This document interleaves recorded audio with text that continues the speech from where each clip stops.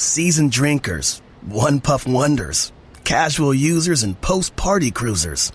We see you. Think a few drinks won't affect your driving? Not fazed because you've lucked out before?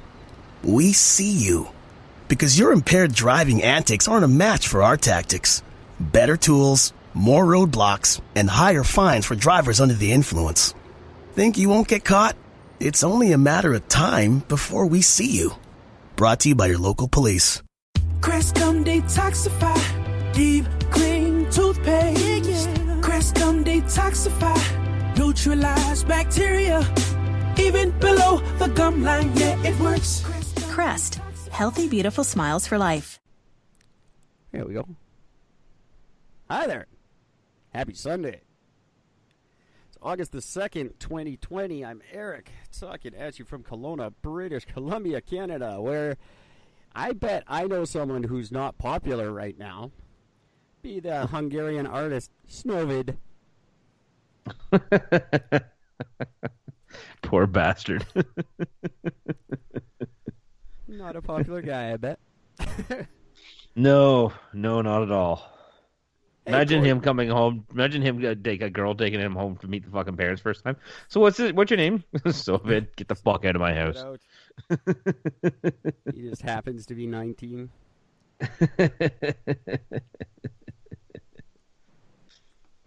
Names are funny. Hey, everybody. Thanks for listening to me and Gord. Thanks for listening last night to just me. Without Gord. It was like half the show wasn't there. Weird. We gotta give a couple shout-outs tonight. I want to give a shout-out, first of all, to my man Roger Nygaard, one of the hardest working men in entertainment.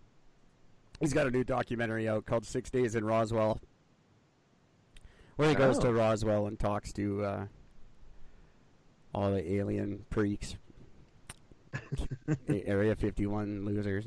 Looks really funny. I'm looking forward to seeing it. I asked him to promote my book, and he said, "Not if I have to start calling you E. Brennan."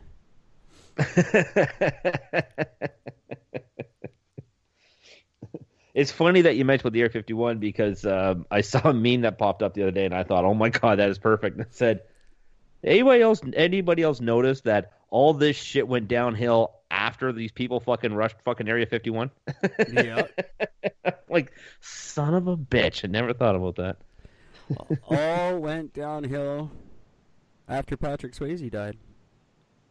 Well, that was a guarantee, anyways. You knew that was going to happen.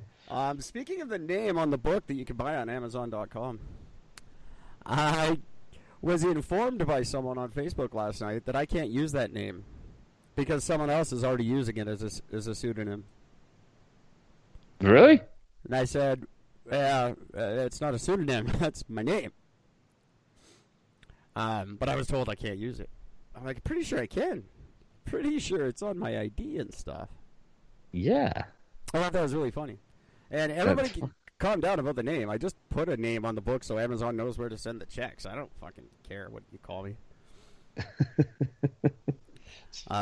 Just put it down as an asshole. It's fine. Whatever. I also have to give a shout out to my man David J. Morgan. David J. Morgan signed on. He asked if I would mentor him in podcasting, be his podcast mentor.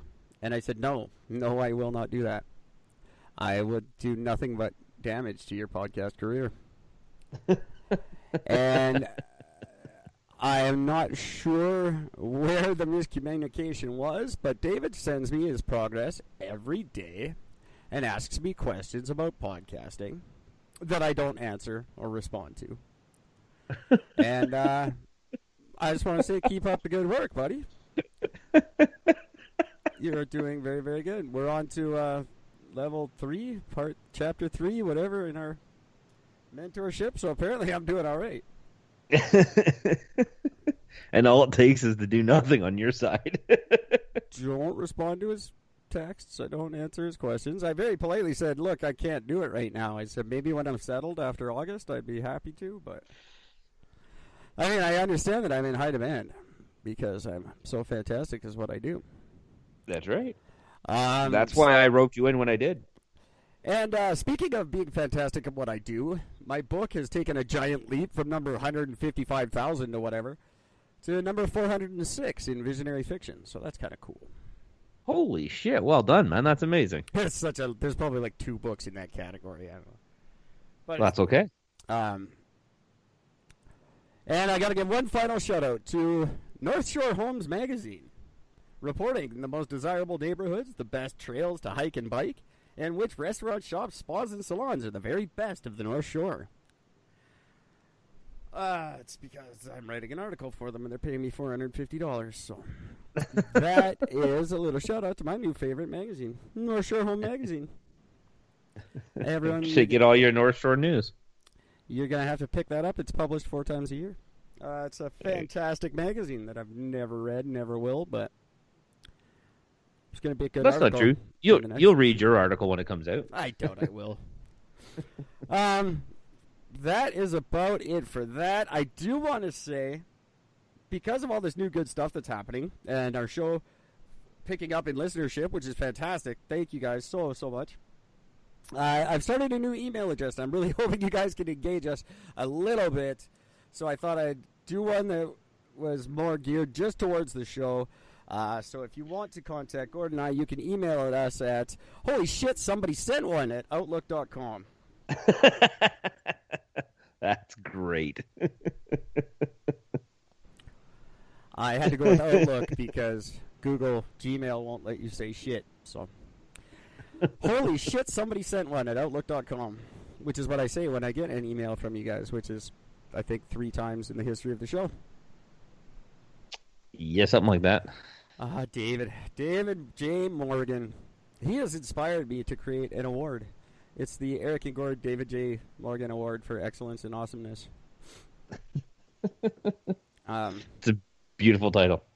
Oh, it actually goes on much. It's more than that. But it's just for when Gordon and I recognize that you're extra awesome, then you may qualify for the Eric and Gord David J. Morgan Award in, I forget what it is. Hang on, I'll get you the full thing here before we get on with the show, which Gord says is a fantastic show. I looked at a very little bit of news, nothing particularly amazing. Couple of neat stories. Yeah. So if you send us an email and you have something amazing to say, you may qualify for the Eric and Gord David J. Foster Certificate of Recognition for Excellence in Achieving Appreciation for all your efforts in being the best at all that, all the time. It's amazing. I love your long titles. That one, actually, when you read it, you realize it doesn't say anything at all. But Nope. That's for excellence in awesomeness. It sounds like a fucking Trudeau speech. Kind of, yeah. A whole bunch of words that you realize mean absolutely nothing. That sounds really good, but what does it mean? Nothing. Exactly. I'll send you one right now, Gordon. You can give it to your mom. I am definitely going to print that off and go up and hand it to her. Here you go. Just so you know, you've been recognized. You've been recognized for your excellence and awesomeness. It's approved. Let's see here. Anyway, did you see that cool lightning fucking thing I sent you? The logo thing? No. Oh, shit. You got to get on your messenger. I created a new cool, wicked logo thing. And I sent it to you. With a new line about how the world's changing. And it says, Eric and Gord, if you're not ready, we're leaving without you. I like that. Yeah, that's kind of cool. If you're not ready, we're leaving without you. And we will, just so everybody knows. Yeah, that's neat, eh? The little lightning thing. I'm getting good at that shit. There you go. That's awesome. There's the Very nice. the Eric and Gord Award I just sent you. It's very cool. The Eric and Gord David J. Foster certificate. I just forwarded that to you. All right, let's start a podcast here. This is probably boring for the kids, but look at the... Did you see the award? Did you get it? I'm just opening it up now. It's pretty good stuff. The Eric and Gord David J. Foster Certificate Recognition of Excellence in Achieving Appreciation for your efforts at being the best at all time. That's so amazing. Yep, I'm going to print a bunch of these off and give them to a bunch of people. I'm gonna plaster these all over Milton, just like insert name here, pre-sign it at the bottom for excellence and awesomeness. That's fantastic. Oh no, our listeners are fantastic. So send in your emails, and you may qualify for such an award, accompanied by a pen and whatnot. That's all. That's all I got. Gord's gonna talk for the rest of the show. I'm gonna have a nap. Yay! First things first. All black people are. I'm just kidding. Just kidding. I liked where that was going. No, I'm not going to touch that. First thing I wanted to bring up, we are a big fan of this gentleman. Wilford Brimley has passed away. He's 85. Very, very sad. He was on dialysis and had several different medical ailments. So he was just falling apart all over the place. Soul of this show. There's no denying it. It's. I mean, in all baits of honesty, it's half the reason why I even do the show, just to hear him every once in a while say his famous line. So yeah, diabetes. And I don't have it. I can't spring it on you. It's too hard for me to get. So sad news with that one. Did you know that he started his career off as a stunt movie writer? Probably. Yeah, so that's how he started. Cool. Well, that's one that I will actually acknowledge as being a little bit sad. Although he was not a young man. No, he was 85. I thought that old enough for him. No, I thought that he was 85 in the 80s, but apparently not. That's a little young. I don't like it. Well, Cocoon was all about senior citizens. And he looked like he was in his 70s in the 80s, back then. Turns out he was 40? It's what the hell? I just don't quite understand that. Well, they usually go the other way, the chicken 90210, she was 42 or something like that. Yeah, played a teenager. She was short, so it worked. Chachi. Is it Chachi I'm thinking? Yeah, Scott Baio. Yeah. He was I think he's into his 50s, but he's still playing a teenager. Well, yeah, he's one of those guys that just always looks young. So it could go the other way, too, where, a guy looks old and he's playing a old dude, but he's really 40. That might be your career to do that, but they were bold like that back then. The interesting thing about him, I'm just reading this, is hilarious. In 1998, he opposed an Arizona referendum to ban cockfighting, saying that he was, quote, trying to protect a lifestyle of freedom and choice for my grandchildren. Well, so apparently he enjoyed cockfighting. I guess if your grandchildren love the cock, that's the way to go.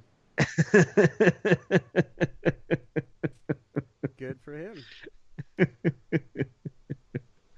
And, I mean, the article does give reference to his thing. It says that in recent years, Brimley's pitch work for Liberty Medical had turned him into an internet sensation for his drawn-out pronunciation of diabetes as diabetes. And he owned the pronunciation in a tweet that drew hundreds of thousands of likes earlier this year. For me, it was actually the oatmeal that always got me before that. Yeah, that's what I always remembered. Yeah, that's right. I just love that his one big thing he does for standing up for, he writes for something, and it's for cockfighting. Well, someone else was just talking about cockfighting. I think it was Tyson or something, because Tyson's fighting again. Yes, he is, and he looks really good too, by the way. Yeah, they both look like crap. Oh no. Yeah, he credits that to not doing drugs, by the way, which was kind of cool. Yeah, nice. In a way, he's just I cut it all out. I don't even smoke pot anymore. So yeah, that's what he credits his good physical condition is to not doing the dope. That was kind of cool. But I think it was him. It might have been someone else talking about cockfighting. That's a legit big thing in the States. I had no idea. Yeah, it's actually something. I don't get it. I'm a little shocked. Neither do I. I don't see how it's entertaining. I don't think it's ever caught on in Canada. I certainly wouldn't want to watch it. No. I don't get it.